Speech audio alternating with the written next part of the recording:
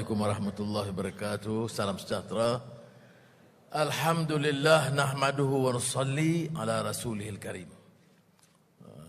TPM Datuk Seri Fadillah, Menteri, Tan Sri KSN dan rakan-rakan yang semuliakan. Hari ini saya tengok semua tak pakai tie pula. Dia kita bagi kelonggaran. Ada yang tanya saya, terutama KPPA baru lah, dia tak mau sidang. Dia tanya macam mana pakai, tak pakai, circular kata pakai, saya kata pakai pun tak apa, tak pakai pun tak apa. Jadi akhirnya dia tak pakai. Baik, saya ambil kesempatan ini ucap tahniah kepada Peguam Negara yang diminta meneruskan tugas beliau sebagai Peguam Negara, Datuk Zul sebagai KPPA yang baru, dan juga Datuk Johan di KSP. Dan doakan kepada Allah SWT mudah-mudahan mereka dapat bantu mantapkan lagi tugas kita, menyempurnakan tanggungjawab dan mengangkat martabat pejabat awam lebih baik daripada sekarang. Orang tanya mengapa kita bicarakan tanggungjawab untuk memperbaiki. Jadi saya tegaskan dalam perjumpaan-perjumpaan yang lalu, sebagai seorang Muslim atau manusia, dia sentiasa mesti itqan fil amal, itu kecemerlangan dalam tindakan. Itu dalam rumusan hadis Muhammad sallallahu alaihi wasallam. Maknanya tidak ada gerakan melainkan untuk membawa kecemerlangan dalam amalan kita. Itqan fil amal. Kemudian walaupun kita sekarang ni hanya sedar tentang kecemerlangan itu kerana strive for excellence oleh Peter Drucker dan manajemen guru yang lain. Dan dalam konteks itu juga excellence atau itqan dalam konteks Islam itu sebenarnya lebih mencakupi. Sebab itu saya guna istilah madani kerana dia lebih mencakupi. Dia ada nilai kerohanian, akhlak, nilai selain daripada kepantasan, kecekapan dalam urusan tindakan pentadbiran dan duniawi. Jadi lebih mencakupi. Dan ini malahkan dalam kehidupan, dalam pendidikan pun teras dalam hadis Muhammad sallallahu alaihi wasallam itu adalah addabani rabbi fa ahsana ta'dibi. Dia penyempurnaan ilmu itu dalam penyempurnaan adab. Mohon kepada Allah Taala, perbaikilah adab kami. Adab dan lain kata akhlak dan lain kata pembinaan tamadun dalam konteks madani. Tak apalah ada orang-orang yang bangkang, dia kata tak ada Islam dalam tu. Tak apalah, itu dalam masyarakat kita ni dia beri ruang untuk orang memberikan pandangan berbeza, dan mungkin ada kebaikan untuk kita memperbaiki usaha kita. Perkara kedua ialah tentang banjir. Saya semalam ke Johor.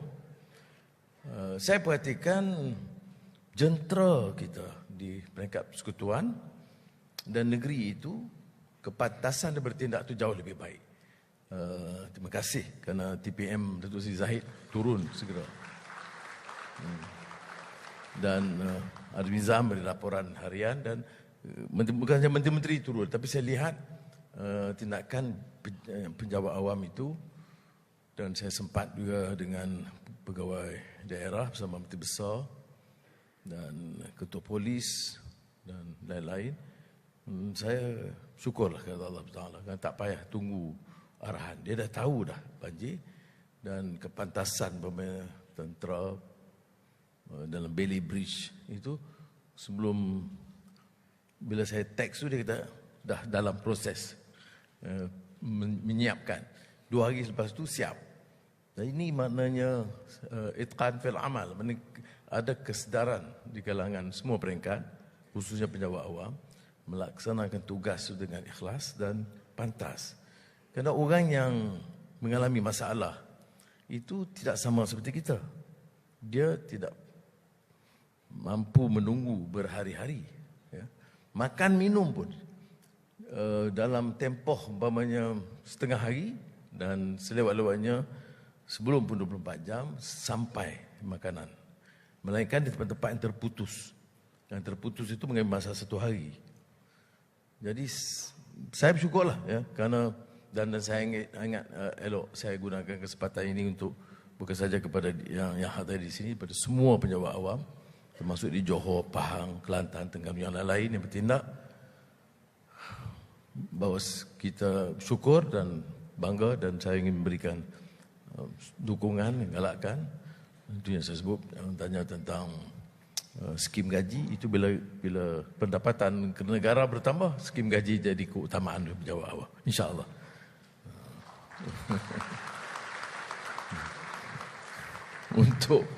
Untuk bulan ni enggak mungkin, Pak. Tapi insya-Allah hari Khamis dalam penggulungan bagi pihak rakan-rakan Jemaah Menteri, saya akan gulung bagi pihak JPM dan Kewangan selain daripada yang telah dibuat oleh menteri-menteri. Saya akan berikan beberapa gambaran yang sangat positif, yang baik ya, dari segi hasil kita, dari segi pendapatan negara, dari segi jumlah pelaburan yang real ya. Ini bukan MOU ya. Ada orang kata ada beda di antara MOU dengan MODU. Jadi kalau saudara yang senior yang pernah di MITI atau penerangan tahu, pengumuman pelaburan 30 bilion. Tapi kadang-kadang 2 tahun tak sampai lagi. Jadi sebab itu saya setuju dengan rakan-rakan dalam Jemaah Menteri mengatakan elok kita gunakan kaedah yang berbeza untuk menyatakan apa yang akan berlaku bulan ini atau bulan-bulan berikutnya dari segi tindakan.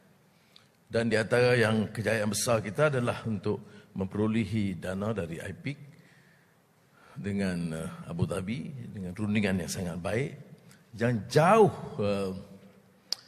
melebihi jumlah yang kita unjurkan, harapkan sebelumnya. Jadi tahniah kepada Guam Negara dan jabatan dia dan semua yang terlibat dalam rundingan itu. Dan tidak sangat bergantung kepada peguam-peguam lain ya. Bukan saya tidak menganggap pengambilan konsultan ataupun peguam swasta itu tidak penting. Tapi saya nak tunjukkan bahawa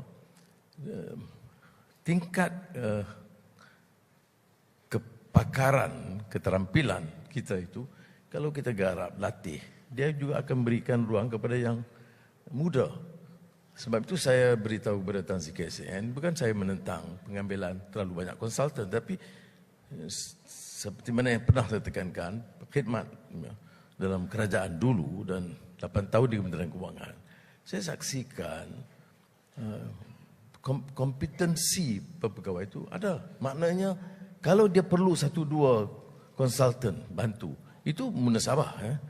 Tetapi dia sendiri memimpin dan mampu dan memandu dan mengemudi projek itu, dan barisan yang pejabat awam yang lebih muda akan mendapat pendedahan sangat baik.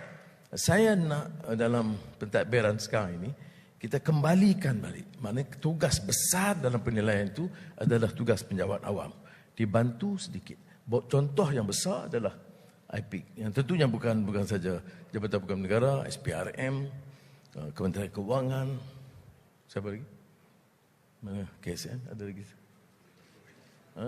Tunku Zafrul sendiri. Yang akhirnya Tuanku Yang di-Pertuan Agong. Yang dimanfaatkan hubungan baik dia dengan Syekh Muhammad bin Zaid untuk meleraikan perkara. Saya hanya menumpang tuah saja. Bukti ni apa? Ini 1.8 billion dollars, 8 billion ringgit yang masuk tabung negara. Ini bukan pelaburan, ini dana tunai masuk. Ya.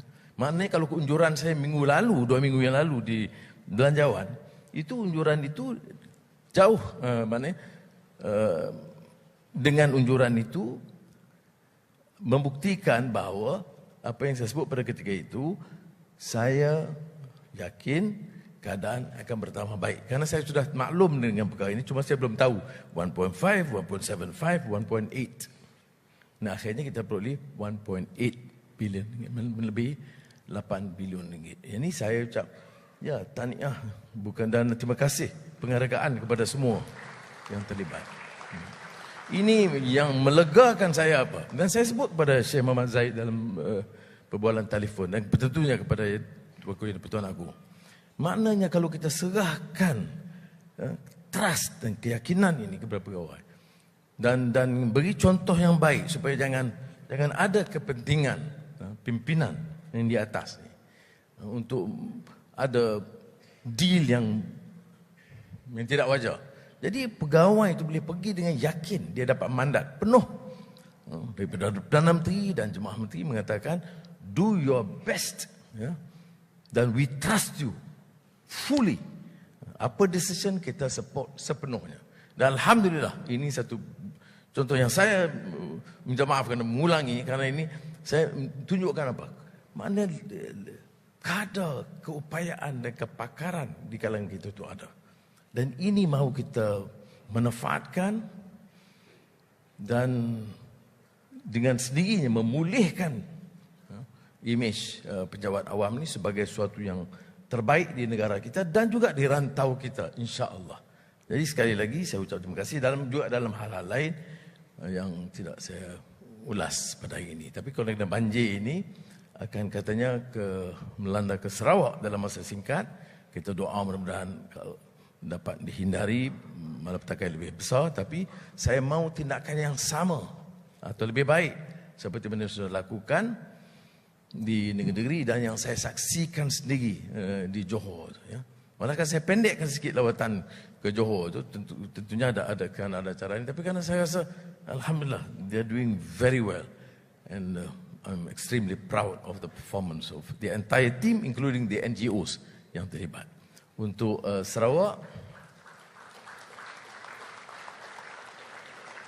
Sarawak ini TPM akan selaraskan. Kalau apa-apa masalah dan salahnya, salah dia lah. Tapi saya percaya kita dapat kekalkan prestasi itu. Dan maknanya arahan itu patut datang sekarang. Jangan tunggu banjir baru ada arahan, itu perlu. Yang saya lihat di Johor ni, yang istimewanya kerana sebelum banjir itu jentera sudah siap sedia siaga. Dan ini yang memudahkan tindakan. Dan